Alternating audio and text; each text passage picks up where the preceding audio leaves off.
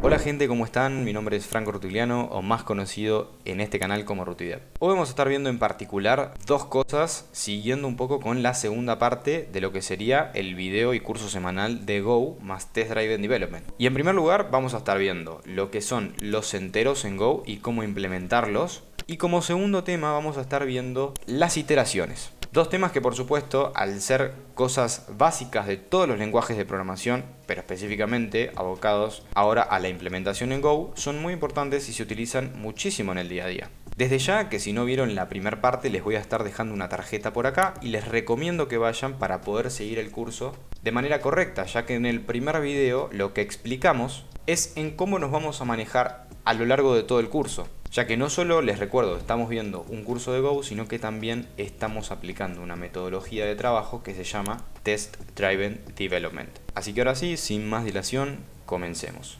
Bueno chicos, ahora sí, como les dije vamos a arrancar con los enteros, así que vamos con un poco de teoría y sobre la introducción de qué son los enteros. Entonces, antes de meternos de lleno en el test y la implementación es importante entender el tipo de dato con el que vamos a trabajar, los enteros. En Go los enteros se representan con el tipo int. Esto viene de la abreviación de integer, que integer significa enteros en inglés, aunque también existen variantes como int 8, 16, 32 y 64. ¿Cuál es la diferencia? Se preguntan. Bueno, la diferencia entre ellos está en el tamaño de bits que ocupan en memoria y por lo tanto en el rango de valores que pueden almacenar. Esto es por lógica común que si una variable puede almacenar más bits en memoria va a poder también almacenar un número más grande, ¿sí?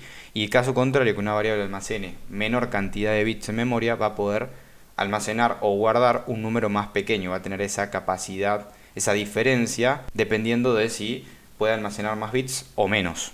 Entonces, por defecto, cuando usamos int, sin especificar el tamaño, Go elige el tipo más eficiente según la arquitectura de la máquina. Por ejemplo, 64 bits se suelen elegir en sistemas más modernos. Yo acá, por si después lo quieren leer, que les voy a estar dejando toda esta documentación en la descripción, les dejé los rangos máximos y mínimos entre los que se manejan estos diferentes enteros, tanto int 8, 16, 32 y 64. Ahora, de las características más importantes que tienen los enteros en Go es que son valores discretos y sin decimales. Los que tienen decimales son otro tipo de datos, ¿sí? También se pueden sumar, restar, multiplicar y dividir, y se suelen usar para contar, indexar o representar valores numéricos simples. Una vez habiendo dicho esto, vamos a probar en código con un ejercicio y a implementar TDD a la vez. Entonces, el enunciado del ejercicio que tenemos para aprender sobre enteros, vamos a implementar una función llamada add que tome dos números enteros y devuelva su suma. Para asegurarnos de que nuestro código funcione correctamente desde el principio, escribiremos primero un test automatizado. Este test verificará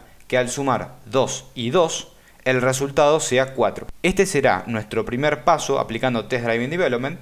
Primero escribiremos el test, luego escribiremos el código mínimo necesario para que pase el test, ¿sí? Así que después vamos a ir abriendo todos estos toggles, ¿sí? Para ir viendo un poco qué es lo que dice, pero vamos al código. Entonces, recuerden que estamos todavía en la carpeta que instanciamos el otro día, ¿sí? Acá tenemos nuestros archivos de la otra vez. Vamos a simplemente crear ahora una nueva carpeta y le vamos a poner integers, ¿sí? Integers, enteros en inglés. Lo que primero vamos a hacer es crear un archivo que justamente testee la función que tenemos que crear, ¿sí? Primero vamos a crear el test. Por lo tanto, si la función que nos decía el enunciado se llama add, vamos a crear add-test.go. Directamente el compilador, o el IDE mejor dicho, va a identificar que esto es un archivo de testing, ¿sí?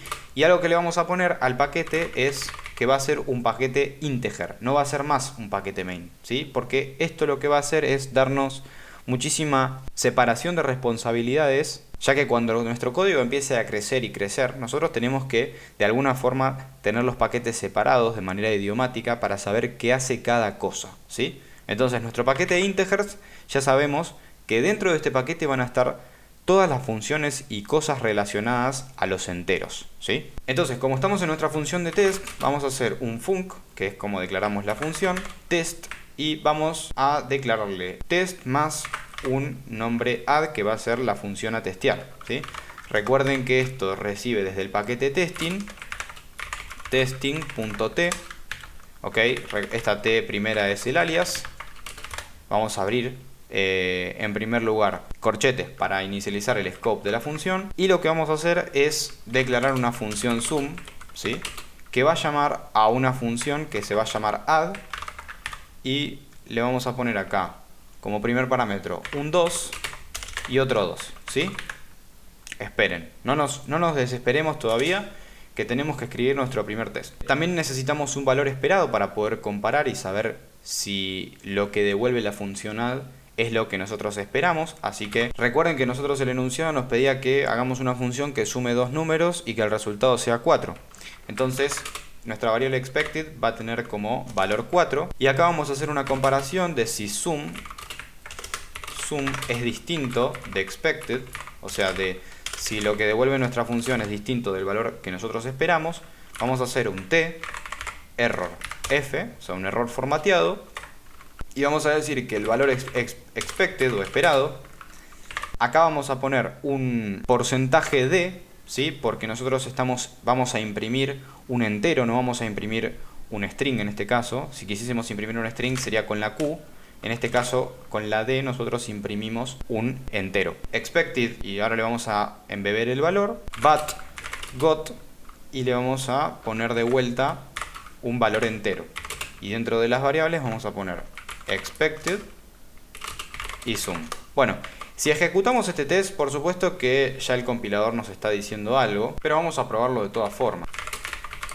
Test.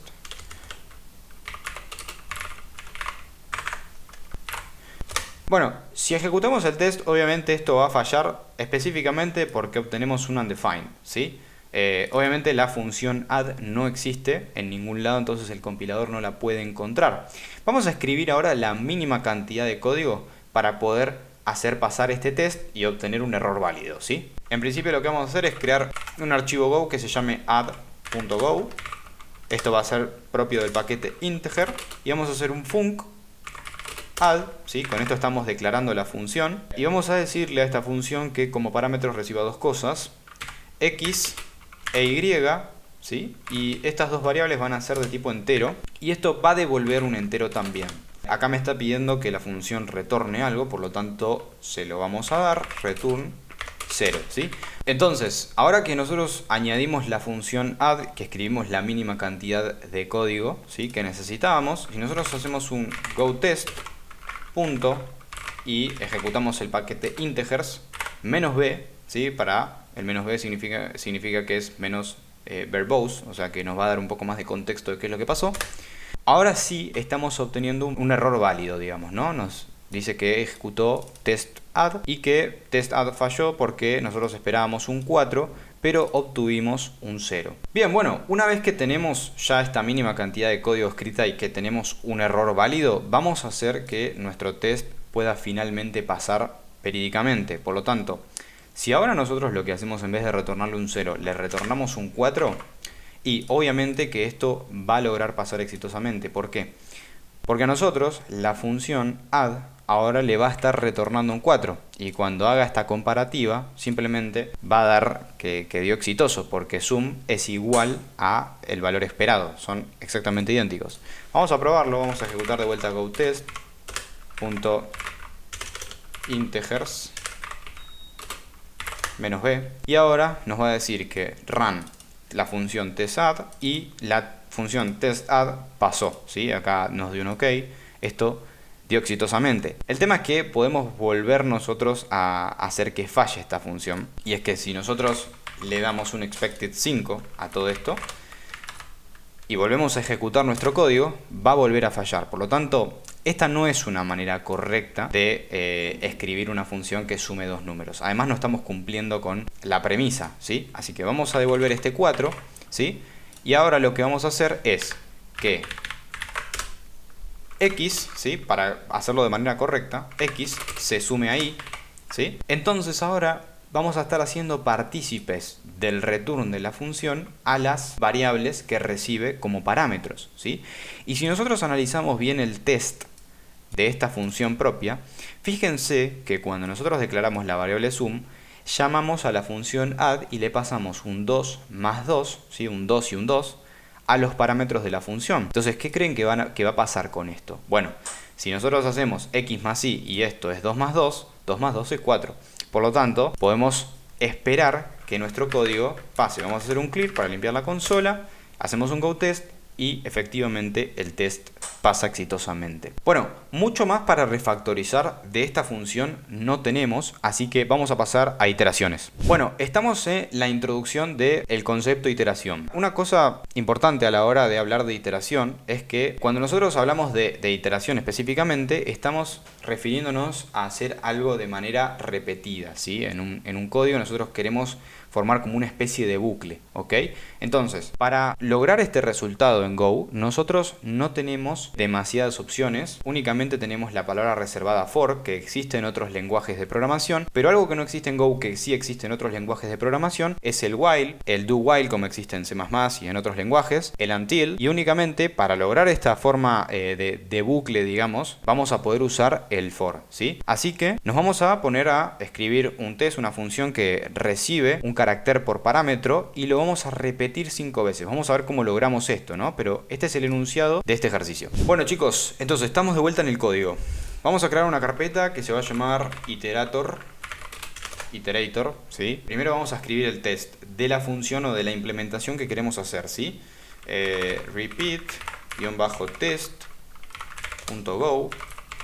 Acá de vuelta vamos a cambiar el nombre del paquete. Fíjense, algo muy común es que cuando nosotros ponemos cosas en carpetas, por lo general le ponemos el mismo nombre, o sea, al paquete le ponemos el mismo nombre que tiene la carpeta, ¿sí? Son cosas que voy a ir repitiendo, pero que cada vez menos para que podamos ir avanzando, ¿no? Entonces, package iterator. Dentro de este módulo vamos a tener todo lo que tiene que ver con iteración y vamos a testear una función que se va a llamar repeat. Entonces, test repeat va a recibir el objeto test del paquete testing y vamos a declarar ahora una variable que se va a llamar, en principio va a recibir un carácter por parámetro, ¿sí? Que va a ser A, un carácter solo, y vamos a tener acá una variable expected que va a ser, bueno, lo que justamente el enunciado quería, que nosotros desde esa función devolvamos ese mismo carácter pero duplicado 5 veces, así que 1, 2, 3, 4, 5, A.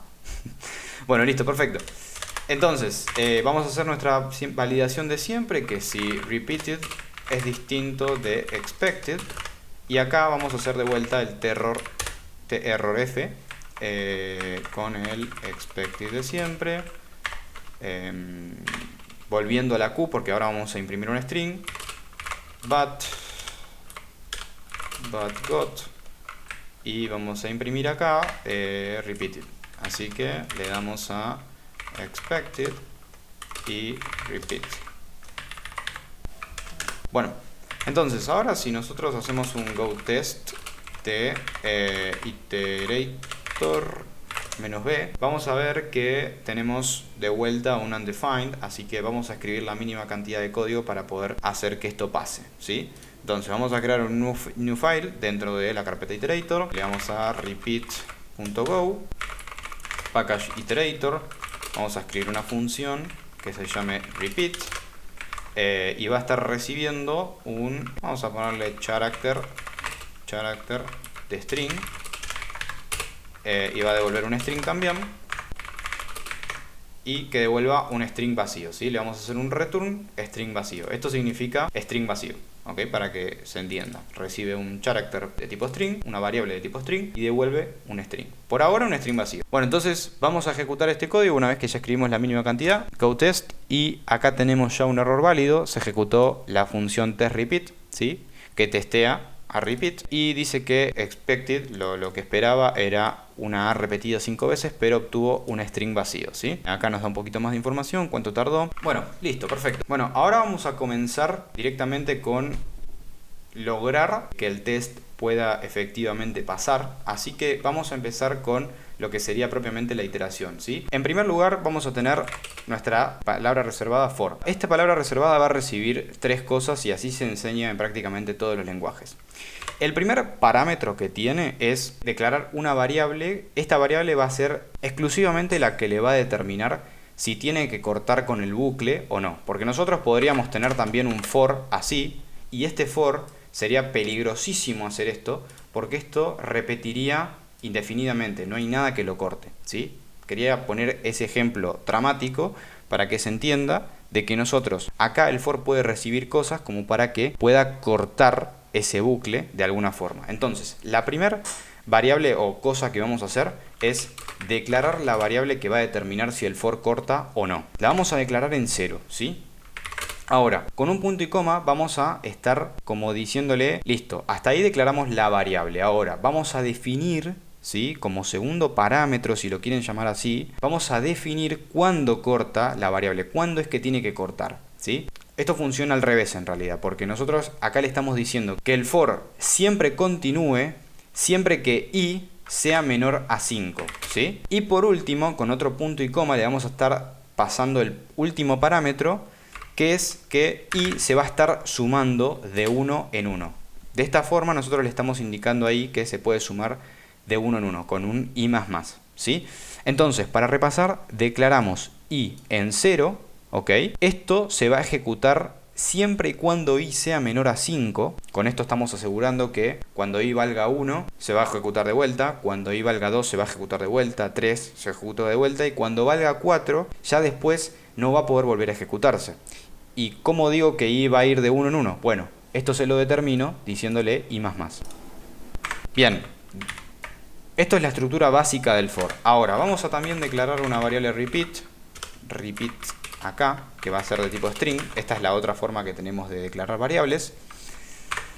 Y acá lo que vamos a hacer es a repeat igual la propia variable repeat, le vamos a sumar la variable character, que va a ser la que está cargada con el carácter, ¿sí? Que estamos trayendo desde el test.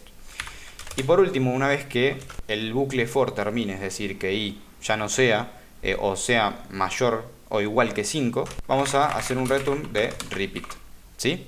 Vamos a escribir ahora nuestro test y vemos que pasa este código, ¿sí? Ahora, una vez que ya obtuvimos un test pass o un ok dentro de este test, vamos a refactorizar y tenemos dos cosas para hacer. Recuerden que la refactorización del test es para que nuestro código sea más mantenible, que sea más legible inclusive. Así que vamos a hacer dos cosas principales. En primer lugar, y también les voy a enseñar, que nosotros tenemos dos tipos de variables. Una son las variables que se declaran como var, ¿sí? O también las que se pueden declarar de esta forma, que tiene como un tipo embebido dentro de esa variable. Suponer que declaramos, no sé, la variable e, dos puntos igual, y acá le ponemos un hola mundo. Esta variable, el compilador de Go la entiende como que es un string, ¿sí? Se embebe de esa forma, no hace falta declararle el tipo de dato.